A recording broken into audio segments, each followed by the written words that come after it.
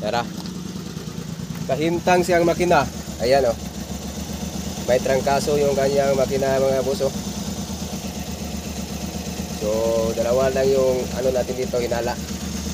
Ito. Tinisting naman to, gumagana naman lahat yung gitistingan tanan lang ko na ni ba? Ay ang ignition coil. Ignition coil kani yang igniter.